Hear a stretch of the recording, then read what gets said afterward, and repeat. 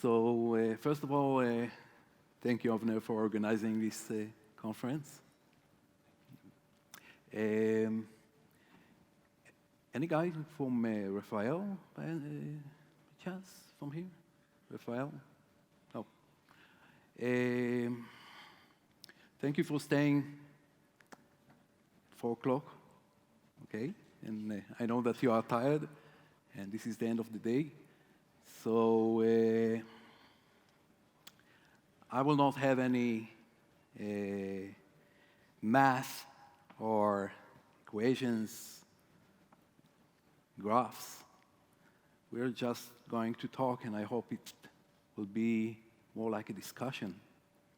Because this is something that I think we are missing. I know I was missing for a long time. And I guess that we are in the science and technology community. We need to take into account some stuff that I know that we didn't put any emphasis on till now. So a little bit about my background and why is it so important for this talk. I was starting my career at the Air Force, at the testbed of missiles in Palmachim, testing all kind of weapons. And we did a lot of predictions and trying to find ways to follow stuff that are flying. And later on, I did my studies. After a few years, I got my PhD in AI. I was focusing on autonomous systems, large-scale autonomous systems. And then moved to the US, did my postdoc, came back, worked on other stuff, of course, big data, analytics, etc., NLP, recommendation engines. So this is more or less the road that many of us have. But then, so I'm a member in a Rotary Club focused on technology. And then one day, I was told that someone in the foreign ministry wants to talk to me. So life has this tendency to take you to weird places. So I said, okay, let's talk. And after a few days, after our talk, I got this invitation. So I'm an autonomous system guy, and apparently there's a forum talking about vital autonomous weapon systems and how can we control and put some regulations on that. I said, wow. So this is interesting because we see in films, Terminator, okay, this is science fiction, which is interesting, but come on. Okay? So I said, of course. So I went there, and it was very, very interesting to see it from a different angle, a more diplomatic angle. And I'll dive into it. So basically, in my career, it started like this. We had, so this talk, I said it would be less math, but a little bit more videos. So It started with something like this. So this is the OFEC 1 in Palmachim. And I was coming to this unit just after that. Look at this. This is a physical installation where we see these two barbed wire telling us what is the safety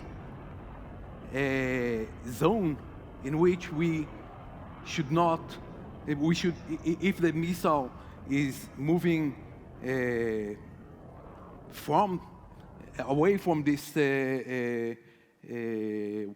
lines, we should destroy the missile. The test can harm people. So when I came to the unit, I was given this assignment. Okay, if we want to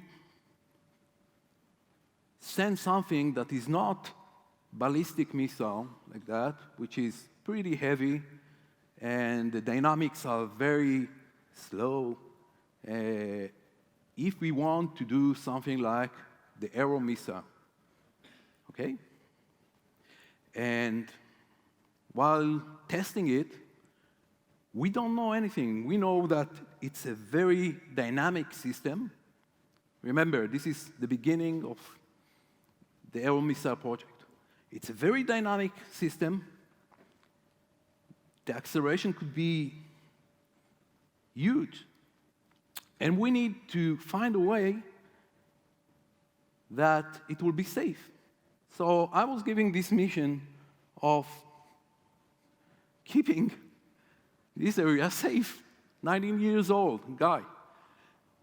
So we have the Arrow missile, and we have a nuclear reactor nearby, Surek, okay? And we have the air base, people in Yavne, Ashdod, seaport. And we have a highly energetic missile, and we need to find a way to make it aware of where it's going to fall, and right before falling in dangerous places, we need to make it auto-destroy itself. So this is something that I was given as a task. And I used math, I used predictions, I used geometry, okay? So I took it as a problem for school. So I consulted my school teachers how to keep a safe zone, okay? I guess that most of you will do that. Okay, and later on I did a bunch of projects for DARPA, for the US Army, for their Air Force, autonomous negotiating teams, UAVs in the air, etc.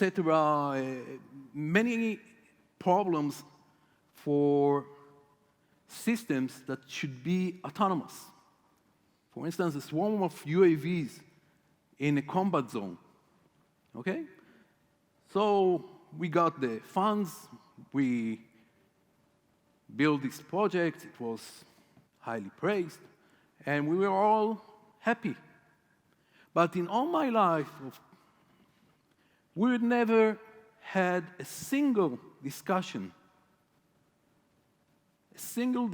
about legal, moral, or ethical aspects.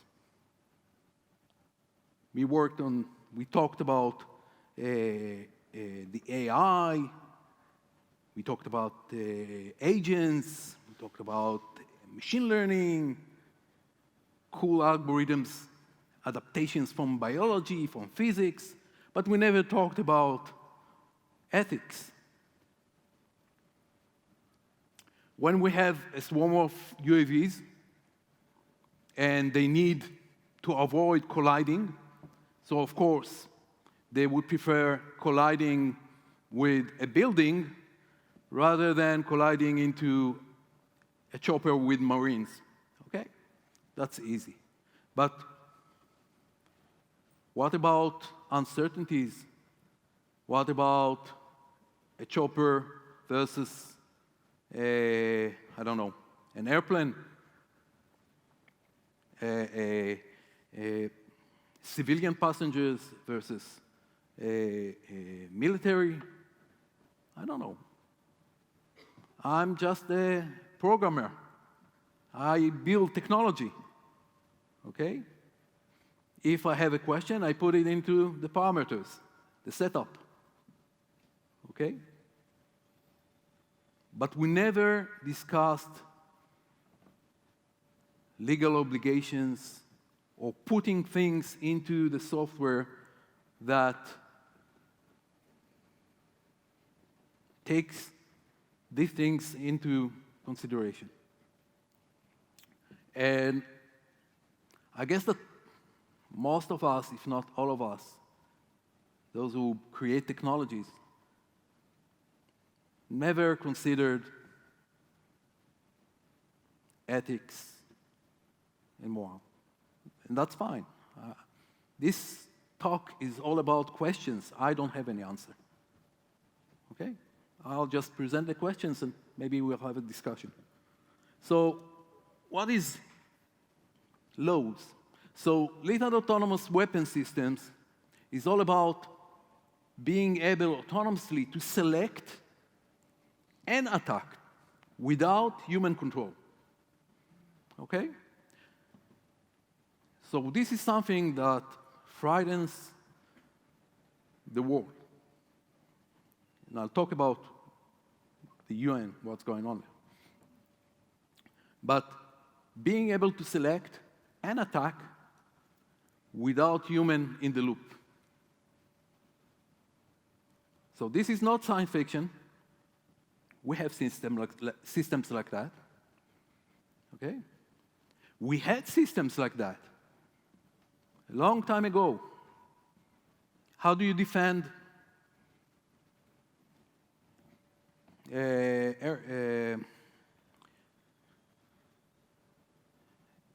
carrier, aircraft carriers? How do you defend them? You have weapons that identify attacks and act. You have the Meil Ruach.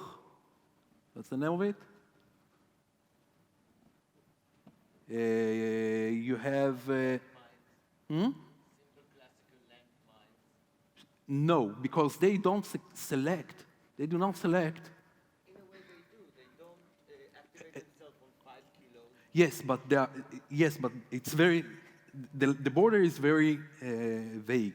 Because if you are going to make a smart decision about selecting the exact person, that becomes more and more autonomous. But yes, the line when you put the smart part of it is the key. There are also sea mines that will magnetically Exactly, yeah. guide it. Yes, but again, how do you select it?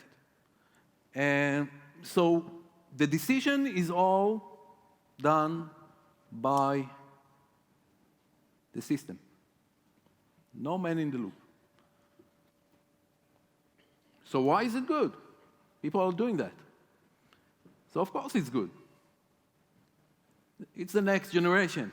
Start with gunpowder, nuclear, and then we have these amazing weapon systems. Military advantage, we can all think of that. All the dull and dirty and dangerous works, we can delegate them. We can reduce the number of casualties on both sides. I'm not saying that this is the case, but we can. We can find the bad guys and strike them and end the war. It's like this fantasy of killing Hitler, okay? I'll kill Hitler and end the war. So what's the problem? So I'll show you a short movie. I guess some of you already seen that, but don't spoil it. So the movie, that's it. So it's done by Elon Musk's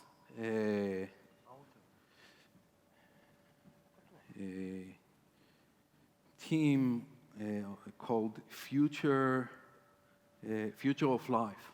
Okay, you can Google it. Can you start it? Our pilots directed almost 3,000 precision strikes last year. We're super proud of it.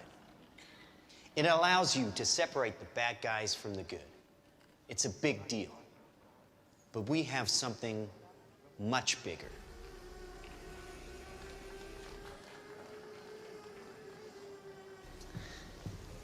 Your kids probably have one of these, right?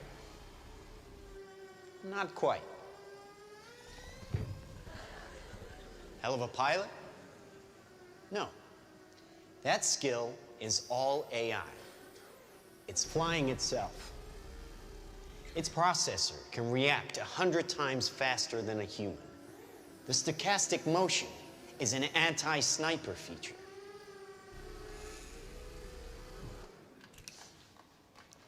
Just like any mobile device these days, it has cameras and sensors, and just like your phones and social media apps, it does facial recognition.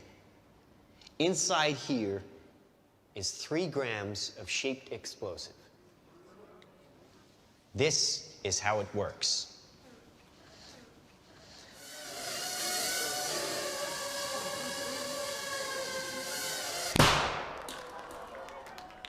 Did you see that? That little bang is enough to penetrate the skull and destroy the contents. They used to say guns don't kill people. People do. Well, people don't. They get emotional, disobey orders, aim high.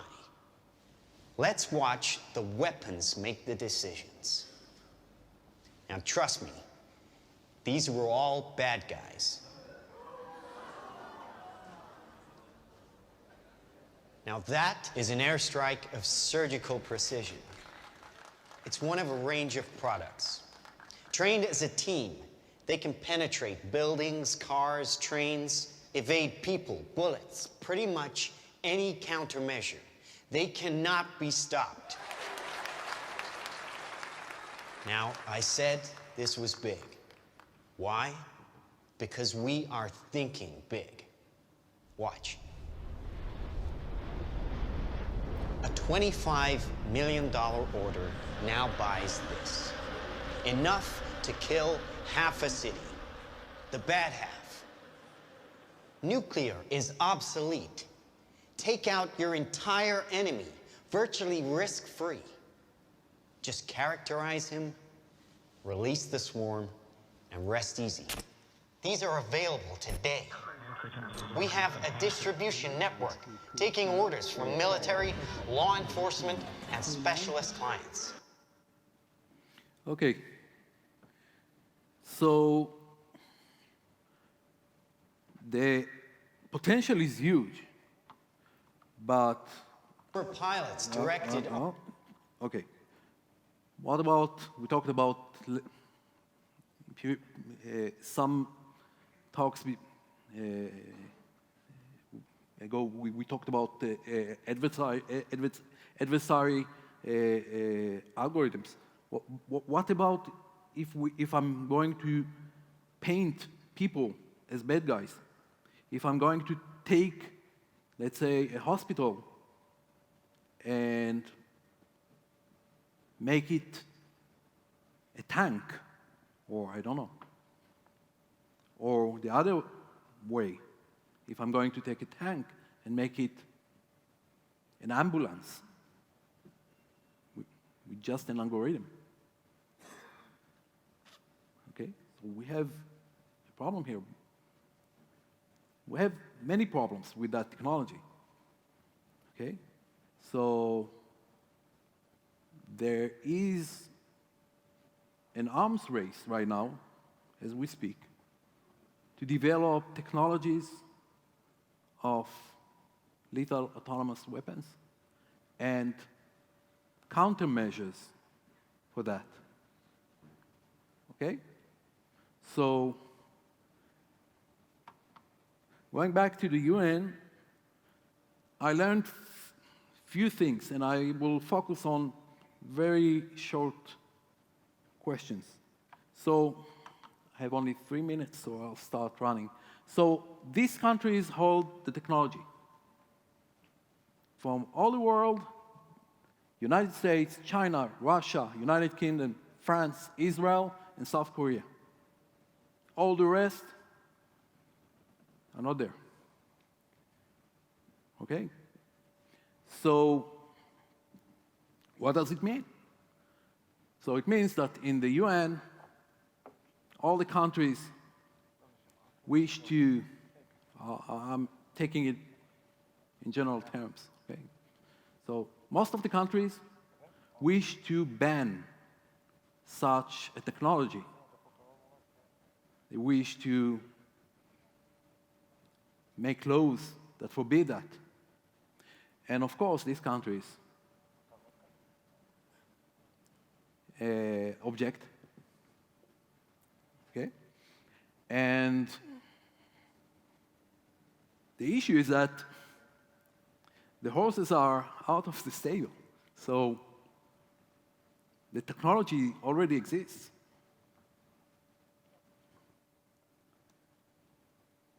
So this is the lesson I learned. The law can keep up with new tech. We have the knowledge, we know hardware, network, data, availability, price. Everything is for us, everything is available for us to run forward and create this technology. Nobody can stop us. Law and regulations, I use less educated, okay? So it's much less educated about these issues. Bureaucracy, politics, they don't move fast.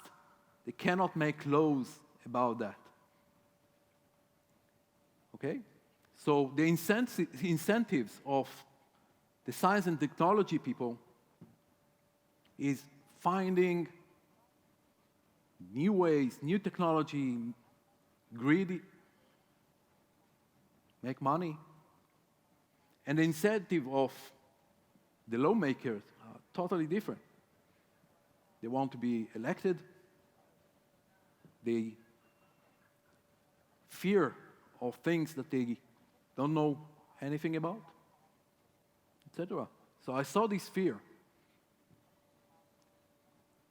So law can't keep up with the new tech.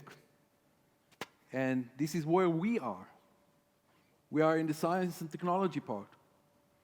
And the questions that I will end with are, what does it mean that the law can keep up with the new tech? Who is accountable? Because I feel that we are left alone. Lawmakers don't know anything about this technology or advanced technology, what it can do, what's the problems with it, okay? Biases, etc. Again, should we step forward? Can we, and how? And I leave it with that, and I hope the community will start thinking about that. And maybe the answer is, it's not our problem. That's fine. Thank you.